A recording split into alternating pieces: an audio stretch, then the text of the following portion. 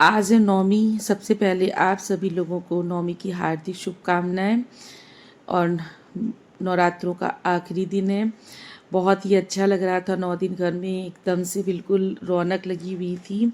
और आज ही देखिएगा आप, नौमी होने के बाद में घर एकदम सूना सूना सा हो जाएगा। बहुत अजीब सा लगेगा। जो अपना घर का मंदिर है ना, वो भी एकदम से सूना सूना सा लगेगा। तो मैंने किस तरह से नौमी, तो अभी सुबह के सारे काम करके रेडी होके आ गई हूँ। और आज एक्स्ट्रा काम हो जाते हैं जब पहला दिन होता है और जब आखिरी दिन होता है ना नवरात्रों का, तो काम कुछ ज़्यादा ही एक्स्ट्रा हो जाते हैं। क्योंकि आज नौमी है तो फिर कन्या वगैरह खिलाने के बाद में और भोग वगैरह लगाने के बाद में तुरंत घर में फिर झाड़ू पोछा नहीं होगा। जब कुछ अच्छी चीज़ें होती हैं, अच्छे काम होते हैं ना, तो फिर इस तरह से घर में बाबा झाड़ू पोछा नहीं किया जाता है। तो बस फिर मैंने कहा चलो फटाफट से सुबह सारे काम निपटा दूँ और उसके बाद में फिर पूजा करती हूँ। तो यहाँ पर पूजा के बर्तन वगैरह सब रात में ही धुल के रख दिए थे मैंने। और बस फटाफट से यहाँ पर बर्तन लूँगी। और आज ना पूजा नवरात्र है, तो मैंने सोचा चलो आखिरी नवरात्र है तो साड़ी पहन लूँ। रोज़ सोचती रह गई कि नवरात्रों की पूरी पूजा मैं साड़ी पहन कर ही करूँगी, लेकिन बहुत पता है अभी से गर्मी लगने लगी है, फिर हिम्मत नहीं पड़ती है।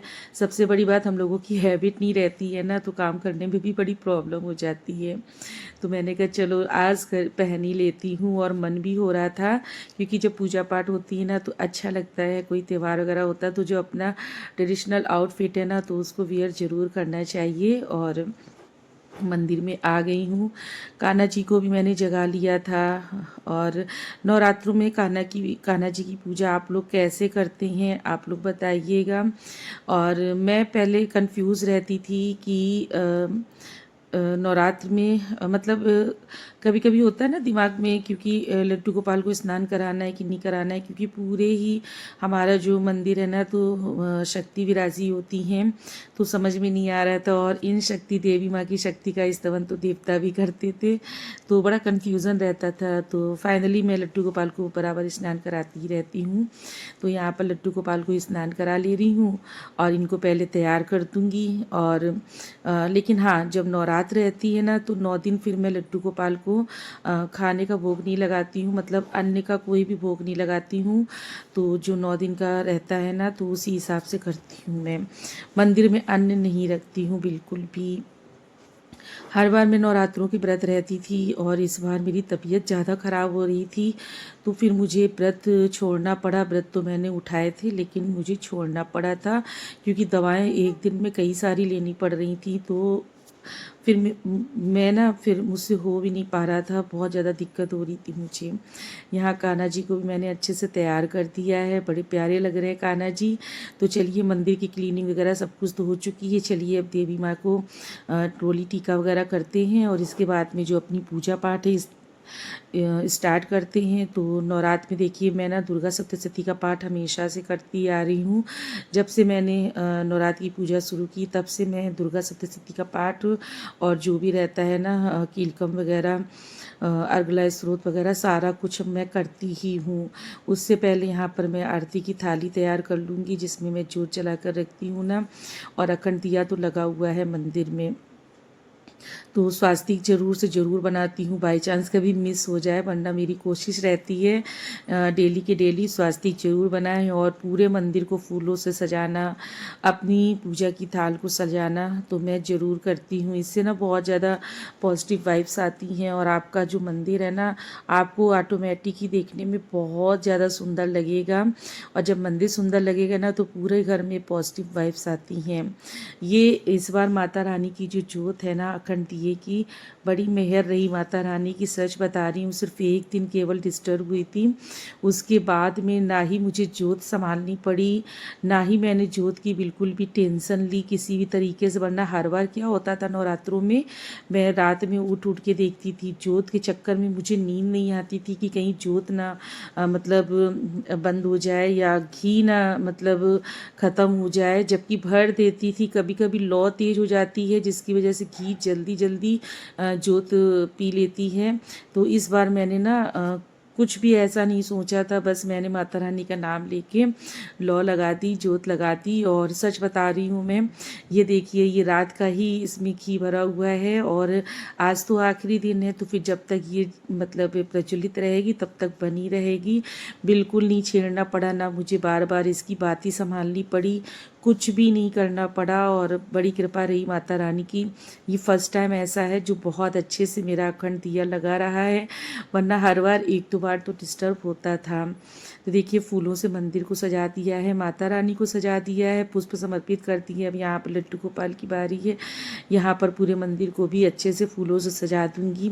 माता रानी की जन्माष्टमी हो या फिर नवरात्र हो या स्पेशल कोई भी पूजा पाठ होती है जिस भी देवी देवता की, तो मैं अलग से ही चौकी लगा देती हूँ। फिर ना मंदिर में इतना स्पेस नहीं रह पाता है, क्योंकि भोग प्रसाद सब कुछ लगाना रहता है।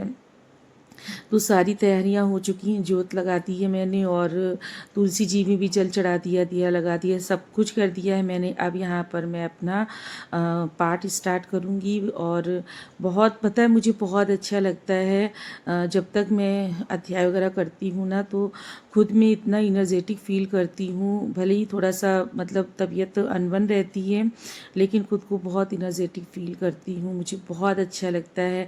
पाठ स्टार्ट करने बैठी ही थी कि तुरंत आवाज़ आ गई कि कन्या आ गई हैं।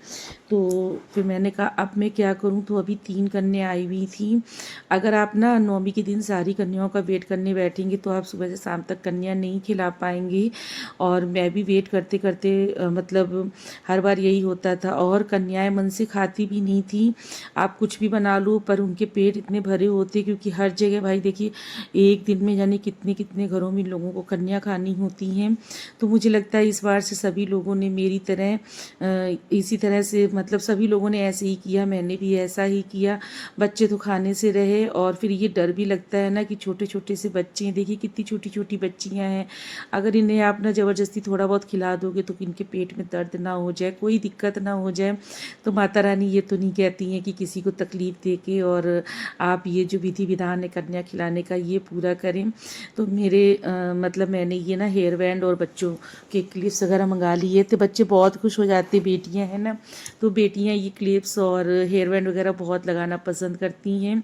तो खूब सुंदर सी क्लिप्स लाए हुए थे, तो 2-2 क्लिप्स और एक हेयर बैंड सारे बच्चों को दिए हैं। अभी यहाँ पर देखिए इतने सारे हेयर बैंड है ना, बाद में अभी देखिएगा 3 बार में कन्याएं आई थी कई सारी, तो सबको मैंने दे दिया था। और फल मंगा लिए थे और बिस्किट के पैकेट थे, नमकीन थे और पैसे और ये हेयर बैंड क्लिप्स वगैरह, तो ये सारा कुछ दे दिया था मैंने बच्चों को। और अभी इनके पैर छू लूँगी, भाई देवी माँ है तो इनके पैर छू के। और ये पता है मैं सामान वगैरह निकालने लग गई और इन लोगों ने देखा वीडियो शूट हो रहा है तो ये लोग डांस करने लग गई। और जो छोटी वाली कन्या थी ना, तो वो तो मुँह चिढ़ा रही थी। तो मैंने मुझे नहीं पता था ये सब क्या हो रहा है। जब एडिटिंग करने बैठी नाइट में तब मेरी नज़र पड़ी, मैंने कहा अरे ये बच्चे तो ऐसे ऐसे कर रहे हैं।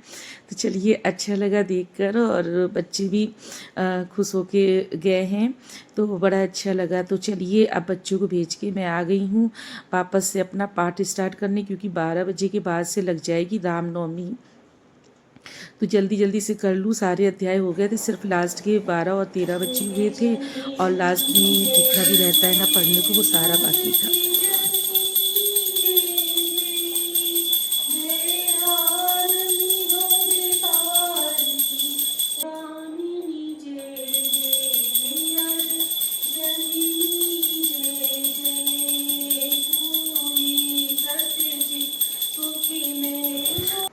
अध्याय चालीसा और जो भी कुंजिका वगैरह जो कुछ भी था सारा कुछ हो गया। इसके बाद आरती भी हो गई है यहाँ पर। और देखिए अभी कितना अच्छा लग रहा है मंदिर में। और जैसे ही नौमी का टाइम निकल जाएगा उसके आप देखिएगा ना, मंदिर आपको कितना खाली खाली सा सूना सूना सा लगेगा। अभी आपको लग रहा है आपके घर में एक शक्ति विराजमान है, इसके बाद देखिएगा बिल्कुल मतलब रोज़ से भी ज़्यादा अजीब सा लगेगा। ये हर बार होता है ऐसा ही। और इस बार मैं व्रत नहीं रह पाई, जिसका मुझे बड़ा वो हो रहा था, लेकिन क्या कर सकते हैं, जब डांट पड़ने लगती है ना तो फिर हर चीज़ समझनी पड़ती है। माता रानी को मैंने यहाँ पर दही जलेबी अभी लगा दिया था फ़िलहाल कि माता रानी अपना व्रत खोल लें। इसके बाद मैंने नवमी की भोग थाली बनाई हुई जिसकी रेसिपी आपको नेक्स्ट वीडियो में मिलेगी। तो जय माता दी।